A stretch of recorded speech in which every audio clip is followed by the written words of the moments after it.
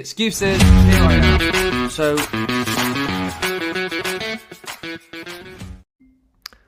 hi guys, Happy New Year and welcome to the Profit First podcast. I'm Stephen Edwards, I'm the founder of Gro Profit First Accountants. So if you've been following the podcast, listening to the podcast or reading our newsletter for the last few months, you will know we go deep on a lot of the Profit First topics.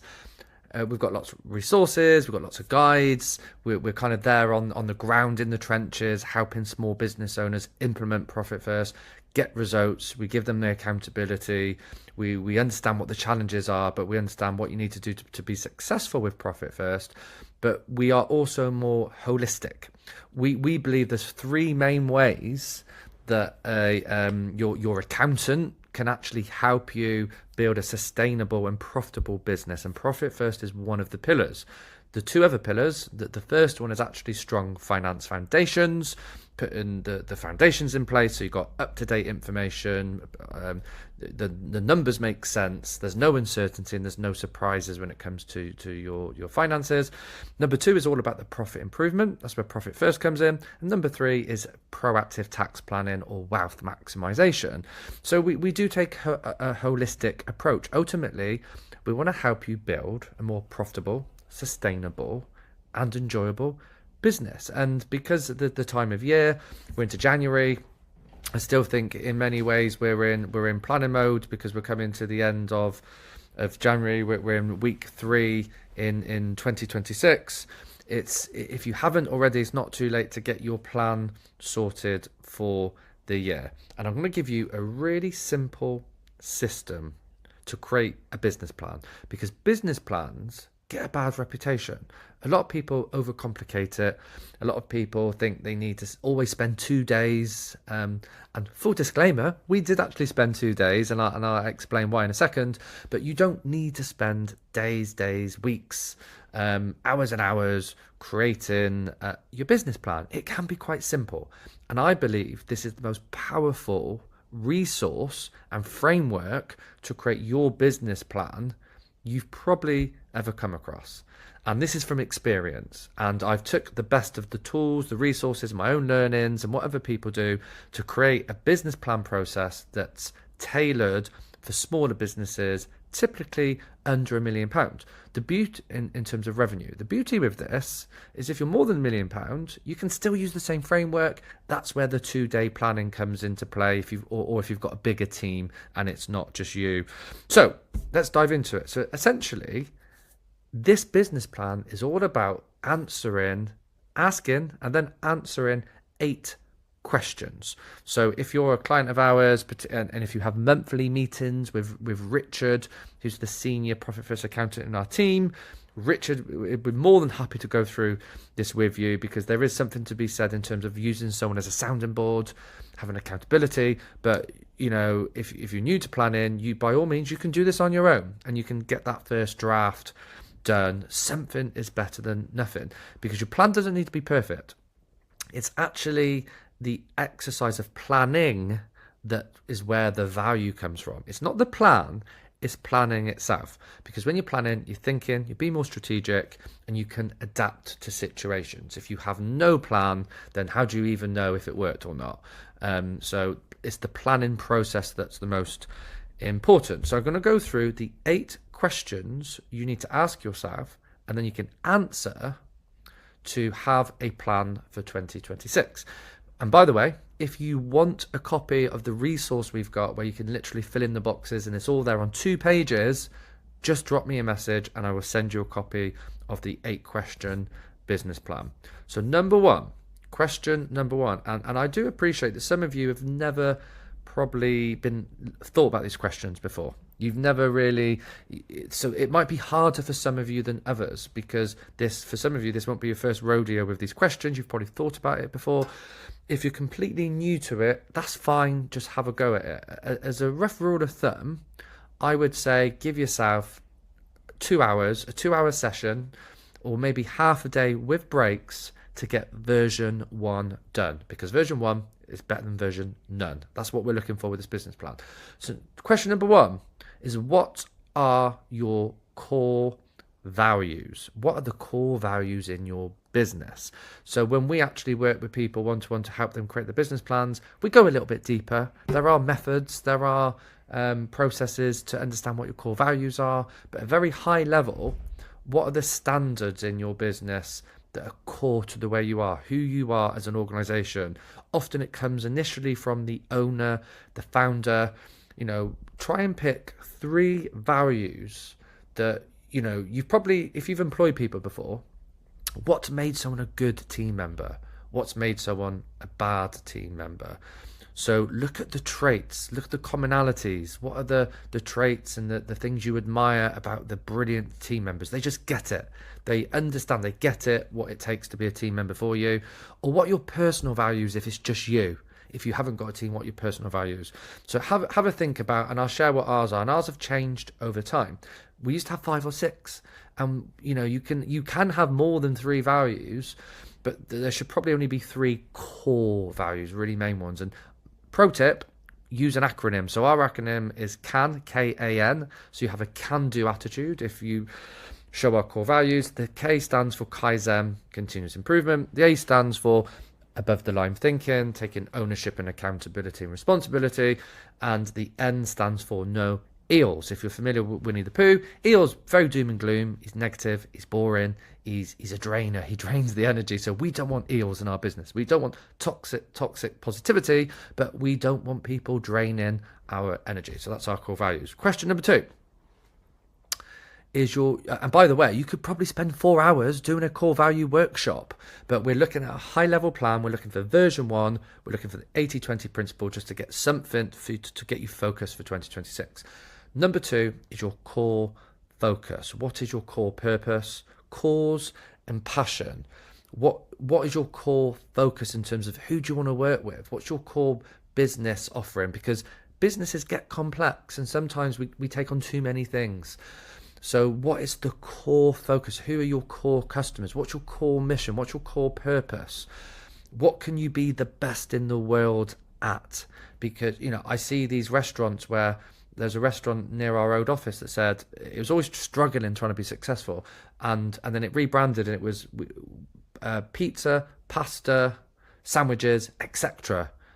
You can't be the best in the world at all these different things. There's like 6 or 7 different things they do, but you can get businesses, restaurants just known for their steaks, or just known for world-class pizzas, or just known for the best ice cream you can get, or the best coffee. Focus is key. What's your core focus? It could be your customers, it could be your mission, it could be your purpose. Just try and articulate what is your core focus. That's number 2. Number 3 is what's your 10-year target? Just this might be difficult for a lot of you. You might have no idea, but try and vision, where do you want to be in 10 years' time? What does ideal look like? Because if you have no idea where you're going, you are not going to get there. If you have some idea where you're going, you're more likely to head in that direction. So what is your 10-year target look like? Where do you want to be? Where do you picture the business and your personal life being in 10 years? It's not so much about you personally, it's about the business. However, as small businesses, we do need to think about our first. So you could almost do some extra homework on what do you want first, and then what does the business need to look like in 10 years? Put some numbers down, put some measurables down.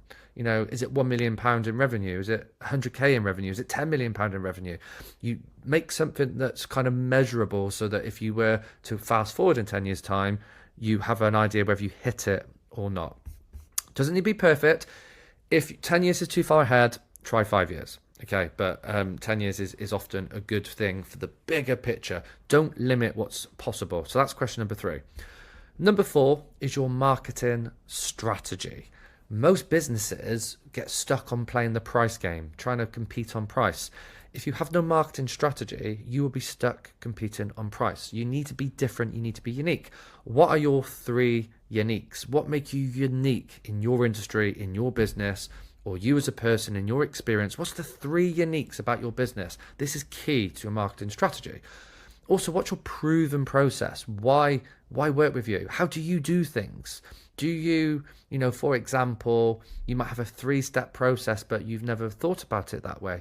It might be if you're a builder, you always go around to the house to meet them face to face and understand their needs, understand what their plans are, what their visions are, the difference it's going to make to the house. You might then go away and do a proposal. You then, step 3 might be you come back and you run them through the proposal. That's before they even sign up, and there might be a process for how you deliver the work. But what your proven process or processes, and try and keep this simple. You're probably already doing something. Just if you were to explain to a new customer what your proven process is in maybe 3 to 7 steps, what does it look like? So 3 uniques, proven process, and do you offer any guarantees? Because if you offer a guarantee, it gives people peace of mind. Who wants to buy, get a house built from a builder with no guarantee? Not me, and I imagine you don't as well. Imagine going to a restaurant where they say, our food is so good, we guarantee you'll be satisfied or you get your money back.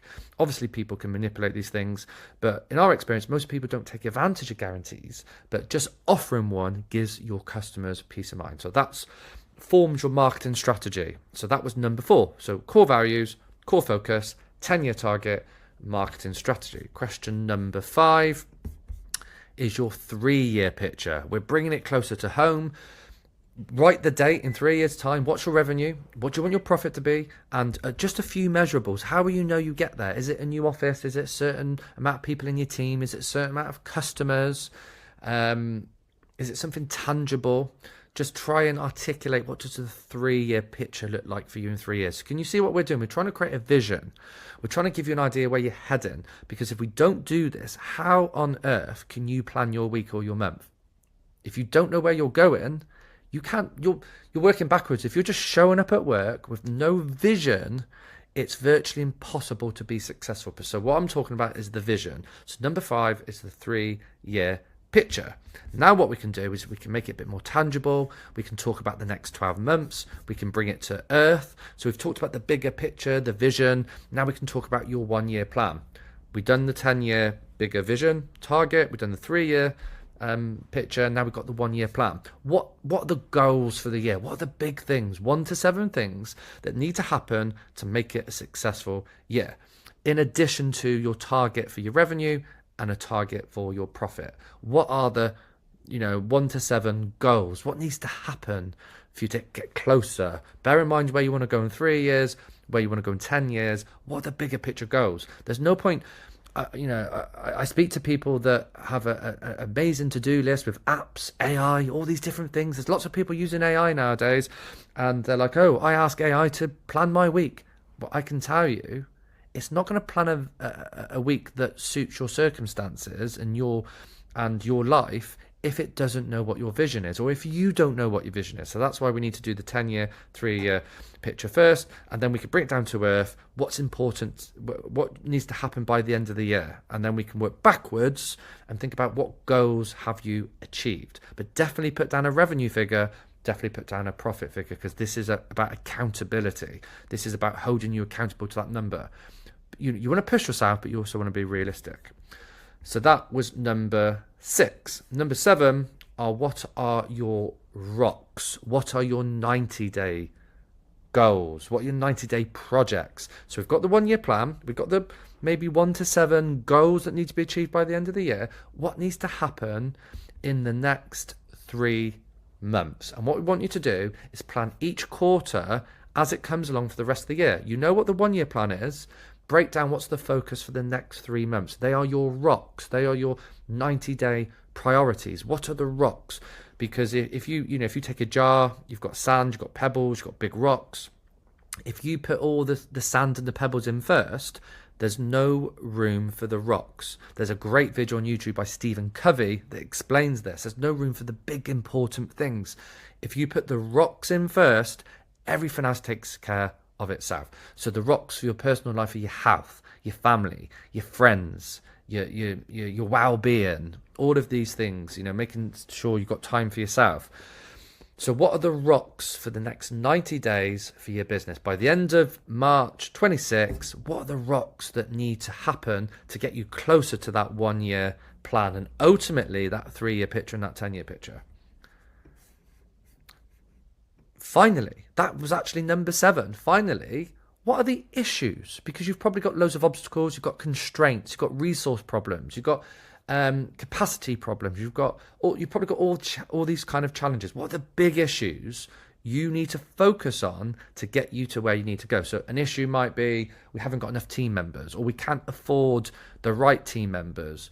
Or an issue might be your lack of time as the owner, or the lack of cash in the bank to invest in certain things, or the lack of leads coming in to your business, or the lack of knowledge. You can't do it all on your own. You need help. That's where we come in, or business coaches come in, or someone you can work with to move you in the right direction.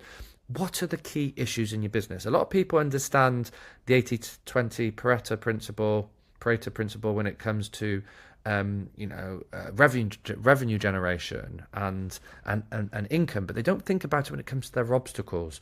What are the 20% of the issues giving you 80% of your problems? If you've got 10 issues altogether, chances are there's 2 or 3 of them that are disproportionately causing you more hassle. What are those key issues? Get them down, and identify those key issues. There's more to this, by the way. So we've just talked about the 8 things. And just give you a recap. We've got your core values, your core focus, your 10-year target, your marketing strategy, your 3-year picture, your 1-year plan, your rocks, and your issue list. The key thing to all of this is, if you can do this, if you answer these 8 questions, reach out to me if you want the document. I've got a document for you to write all this down. You could just do it on a piece of pen and paper, but I've got a really nice document if you do want to write it down. I've not shared it with everyone because I'm trying to encourage engagement. So feel free to reach out to me and my team if you do want a copy of the document. If we work with you one-to-one, just bring it up and it's something we can arrange. The problem with a lot of people, even if you do this 8-question business plan, is accountability. You might create it and it goes in a drawer, it gets saved on your computer, and you never look at it again. So accountability is one of the most underrated skills in business. It's not, when I say it's a skill, it's the awareness that you need accountability. I'm around a lot of business owners. There's a lot of knowledge out there. There's a lot of books, training courses, coaches, mentors, online resources, podcasts.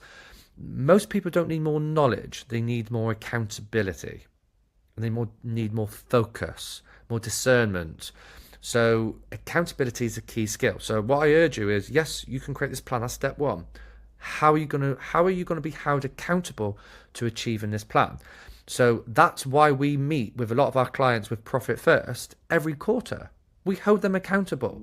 We know what they're trying to achieve, and we look at their numbers with them and we hold them accountable.